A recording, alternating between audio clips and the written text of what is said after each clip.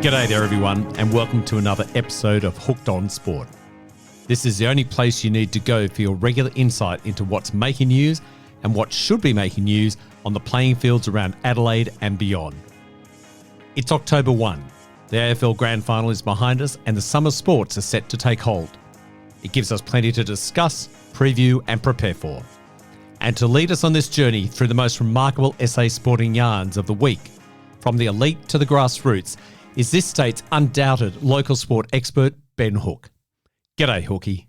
Wallace, g'day. Now, you've already just announced that it's October 1. No people know much about you, and that's okay, but you're looking a little bit miserable. You're 3 days on from your beloved Swans, absolutely blowing it in the grand final. How are you feeling 72 hours down?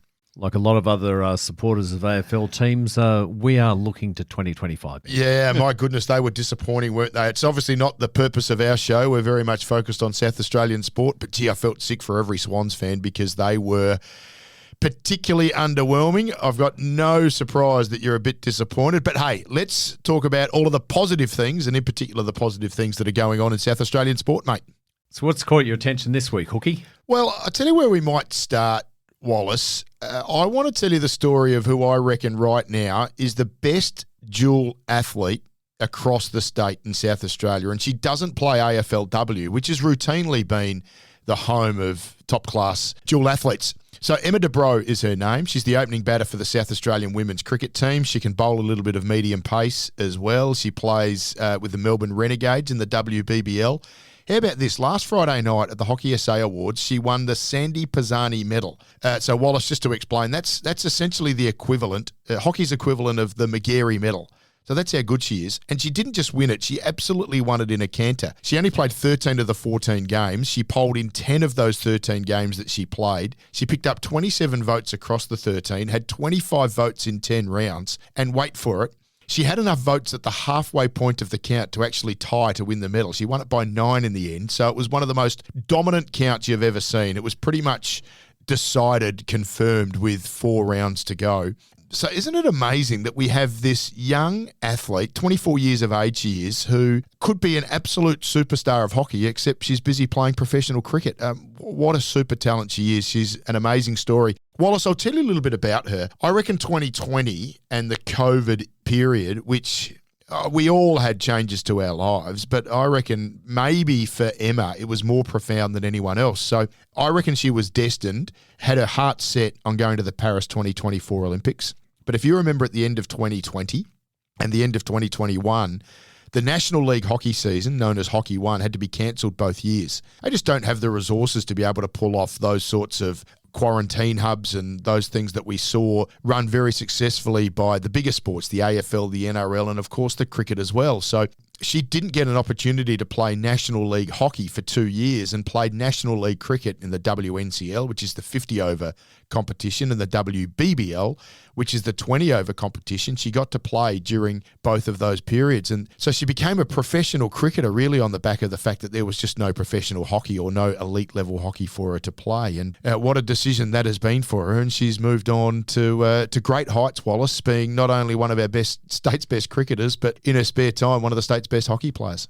Absolutely amazing. So Hooky, she's an opening batter, off-spin bowler? Yeah. So I think she's dabbled with a little bit of medium pace as well. I saw she took a wicket for South Australia when they played ACT on the Sunday just gone. They've won both of those games.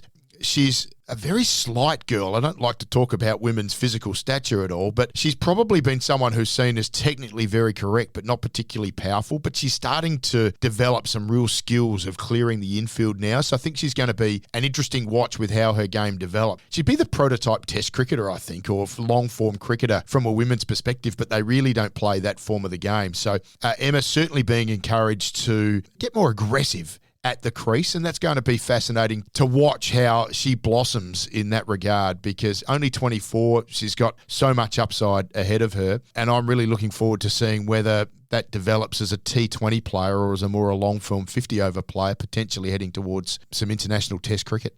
So the women's soccer team, they play at Karen Rolton Oval? Yeah, generally they'll actually play, they'll defend their title. They'll begin defending their WBBL title, the South Australians, at Adelaide Oval. From memory, I think that is on October 27. Now, Emma's not part of that team. She's signed with the Melbourne Renegades, who have been one of the strugglers of the WBBL competition, certainly compared to Adelaide, who've won the last two titles. But so they will see more and more game time at Adelaide Oval as they continue to develop a profile. In the meantime, though, Wallace, I have to be honest with you, they're playing at Karen Rolton Oval this Friday, so that's the 4th of October, and then they'll be there again on the 6th. They take on the last three titles have been won by the Tasmanian Tigers. Really good outfit. If you've got a free Sunday afternoon, take your kids down to Karen Rolton Oval, free to get in, and you're going to be watching some elite cricketers, but the women's game is really developing from a guile and trying to score by using the pace of the ball to really developing the skill of hitting the ball out of the park. They're good fun to watch at the moment. I spend a lot of time in particular watching the Adelaide Strikers in the WBBL, and I would encourage everyone to get out there and have a look at South Australia, Tasmania this weekend. Great recommendation. Now, Hooky, while we're on hockey, you mentioned at the Hockey SA Awards, who won the men's best and fairest? Yeah, good question, Wallace. It was Hassan Singh. So what's interesting in hockey, they have a Sandy Pisani medal in honour of the late, great Sandy Pisani, who was a wonderful Olympic hockey player, won an Olympic gold medal for Australia. The men's award isn't named as yet, so that's probably something that the Hockey SA officials will consider at some period of time. But Hassan Singh, also a Seacliff player, same as Emma, won it. He's an amazing story in his own right, just a 20-year-old, incredibly fast over the pitch. Born and grew up in Punjab region of India, which is a very, very strong hockey region. He moved, I think, as a 9-year-old to South Australia, grew up in Victor Harbour, learnt the game on grass, and it was only when he was starting to show some promise in that regional part of, the end of Fleurieu Peninsula there where Victor Harbour is, that he was invited down to try out at Seacliff, have a crack on a proper artificial surface, and he's just gone from strength to strength. So he actually played in a premiership with Seacliff. He was named the best player in the grand final, and now he's won the Hockey SA best and fairest in the Premier League as well. So what a trifecta for Hassan Singh. He's an interesting kid. He's a really good student as well, quite the academic. So whether hockey supersedes academia or vice versa, that'll be something to keep an eye out for. But he's got a huge future if he wants to get serious about his hockey. Hassan Singh, keep an eye out for that name. Terrific. So what else caught your eye this week, Hooky? I do want to talk about a couple of amazing young golfers. So we have had a real dearth of star professional golfers over the last generation, I think, Wallace. You'd say that Wade Ormsby is still the number one professional golfer here in South Australia, and we really haven't had a woman that's broken through. Stephanie Na has been in and around the secondary tour in the US, and we now see Crystal Blum, who's in and around the secondary tour in Europe. But I want people to keep an eye out for these two names. It's Raegan Denton, who's a 16-year-old at Henley High School, and Caitlin Peirce, who's a 20-year-old. Both of them lost in the semi-final level of the South Australian Amateur. It was Belinda Jai from the Concord Golf Club in New South Wales who went on to win it. But I'm telling you now, Raegan Denton and Caitlin Peirce both have physically and emotionally what it takes to get to the absolute upper levels of professional golf. And it is a huge, huge step from the local amateur ranks to make it all the way through. But I think they're both really exciting prospects. We've got 3 or 4 who I think have got a bit of a hope of making it professionally out of the women's ranks here in South Australian golf at the moment, Wallace. I'd certainly be keeping an eye out for Jamie Hards and Imogen Jessen as well. But I think the two right now, Raegan Denton and Caitlin Peirce, they are both absolute stars. Caitlin, a little bit older, and she's been quite to the pointy end of a US amateur and a British amateur as well. So just keep an eye out for those two. I'll just say those names one more time. Raegan Denton and Caitlin Peirce, the hot new up-and-coming prospects of South Australian and hopefully Australian golf.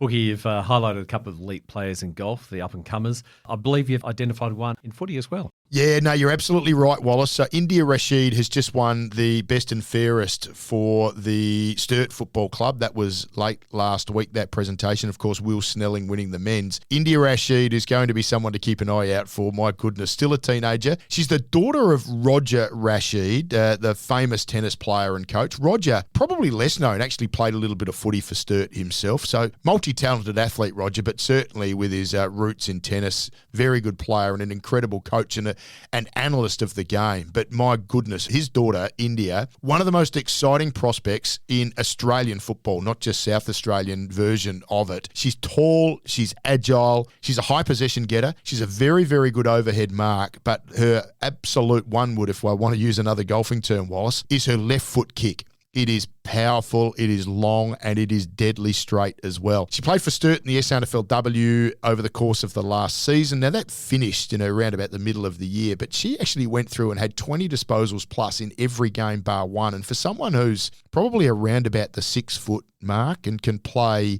forward as much as she plays in the midfield, it's quite incredible to be racking up those sorts of possessions. She had 2 games against Central District where she cleared 34 possessions both times. So I think she's going to be one to keep an eye out for. She'll go into next year's draft where she's eligible for the first time. She's got some real tennis stuff about her, loves her tennis, hits up with dad. That's often the way she gets fit. There's a machine called a VersaClimber.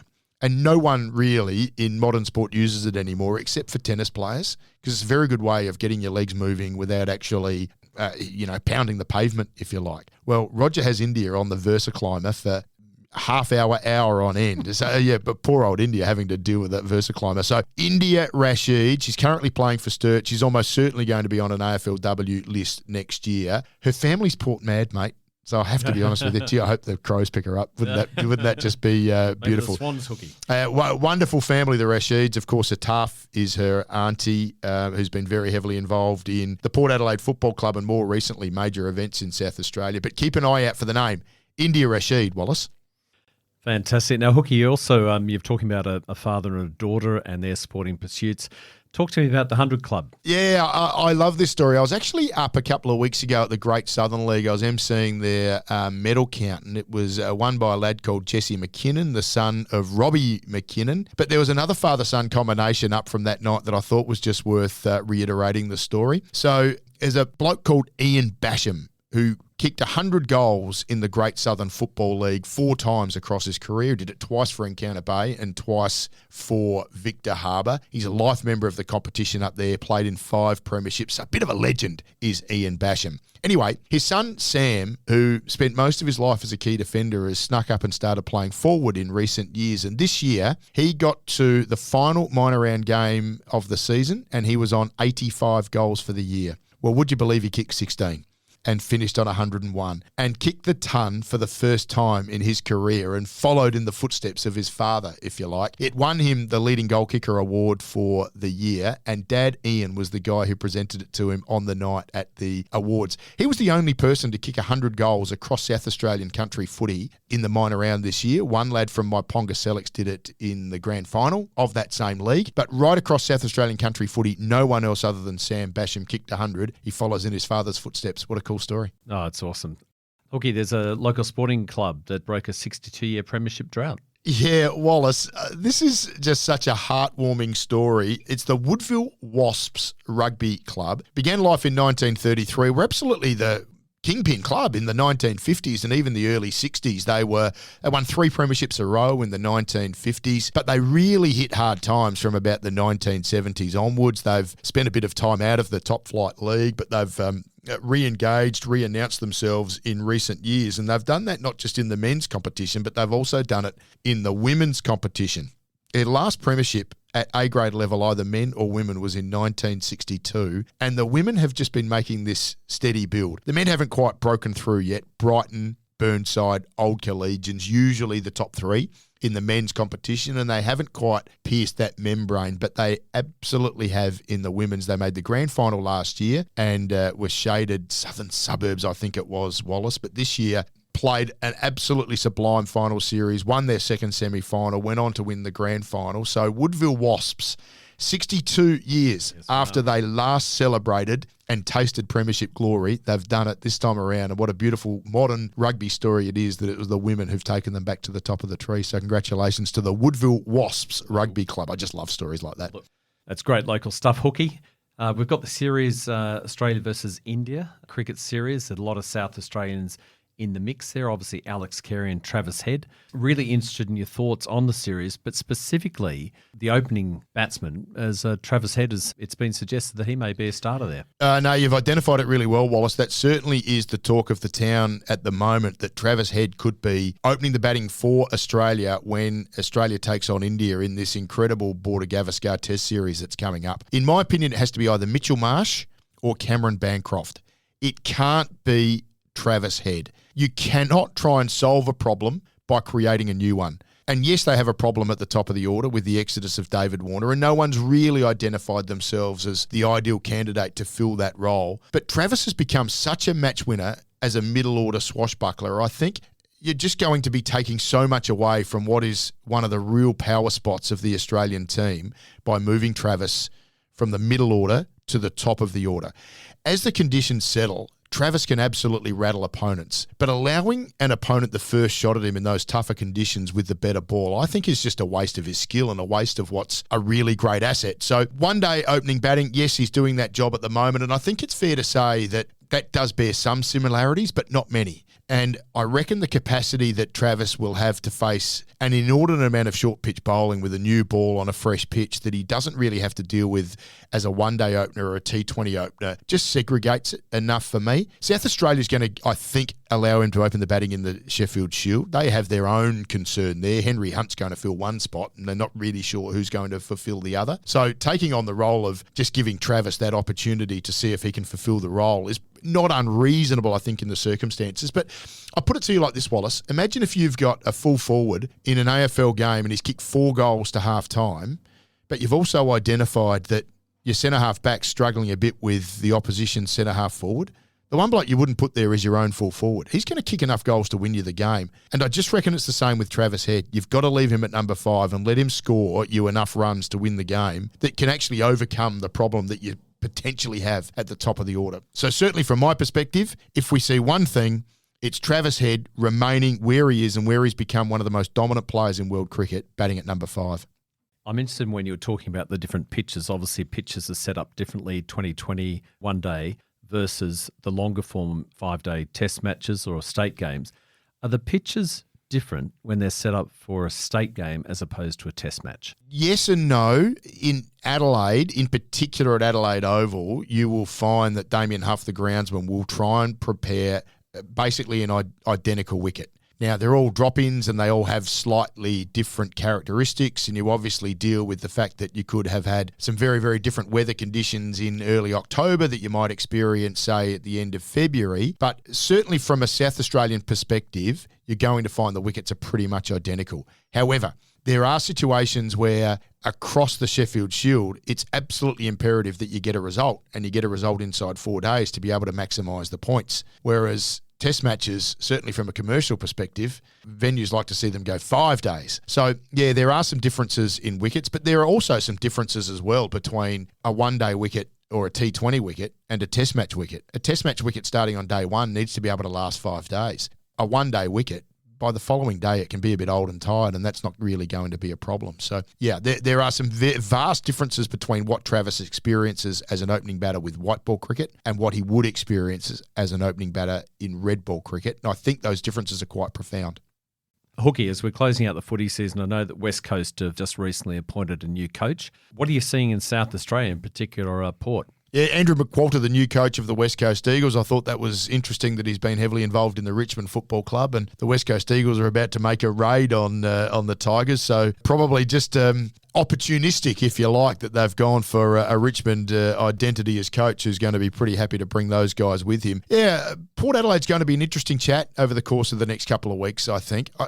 He's been there for a long time, never made a grand final. These are all facts that everyone is well aware of, and I still think Port Adelaide has to answer a question in its own mind as to whether Ken is the right guy to be coaching the football club next year. And I think there's a simple solution to work that out, but Ken himself is the secondary answer to the question. The first question is, do they genuinely believe they are in the premiership window in 2025? And if the answer is yes, now they're going to be bringing in Lukosius from the Gold Coast Football Club. So that will certainly add to their depth and capacity. But if the answer is yes, we can win a flag in 2025, then they have to be chips in with Ken Hinkley and allow him to see that run through. You could argue that despite finishing second, their performance in the final series was such that they are a long way off the pace from the absolute top end of town. So I'm identifying Sydney, Geelong, GWS, and of course Brisbane in that top four. Port Adelaide, was it a fake top four, finishing second? And there's certainly their finals performances, you could make that argument that they're probably not quite up to it. If they're not quite up to it, they may need a year or two to reset. They've got a wonderful midfield, but they need some overhaul in their forward line. Charlie Dixon's gone, and Travis Boak may well be the next to move on as well. That'll be an interesting discussion for them. But they certainly need some regeneration in the forward line, and their back line does get exposed a little bit too often. I don't think they've worked out what their best six looks like yet. Plus, they're going to lose almost certainly Dan Houston, so that does have an adverse effect on their back line. So if Port Adelaide, and this would probably be my assessment of it, but if Port Adelaide does decide that they need to maybe just find a few more players, bring in a bit more top end, and that might take 18 months to do, then I don't think they're going to win the flag in 2025. And with Ken Hinkley in the final year of his contract, he will become a dead man walking. And I think that's unreasonable to put him through that. We saw that with the GWS Giants and their coach 3 years ago, I think it was. And I would argue that if they've decided that they need to take a bit of a step back next year, reasonable decision to make, but Ken can't be the coach. So I think that's still a legitimate talking point for the Port Adelaide Football Club as to whether Ken Hinkley coaches them next year. Hooky, great chat. Thanks so much. See you next week. Brilliant, Wallace. Loves it. Looking forward to next week already. Hey, Wallace, just before we wrap it up, got a quick one for you. There's a young lad called Fred Hassel who has done something pretty amazing in the pool this week. He swam 22.99, I beg your pardon, for the 50 metres. It's the state record for 15-year-old boys. The reason why I thought it was interesting, the previous record holder, a bloke called Kyle Chalmers. So my word, is he in esteemed company, young Fred Hassel? He might be one to keep an eye out for. Another episode of Hooked on Sport in the bag. Don't forget to subscribe wherever you listen. And if you enjoy the podcast, let your mates know. Just search Hooked on Sport to find us. And if you've got a local sporting story to share with Ben, send us a message via our socials or by email, hookedonsportpodcast@gmail.com. This is also where you can contact Hooky if you're looking for SA's best sporting MC for your next sporting event. Hooked on Sport is produced by Wallace Long at C2M and music by Ben Watson at Zest Entertainment.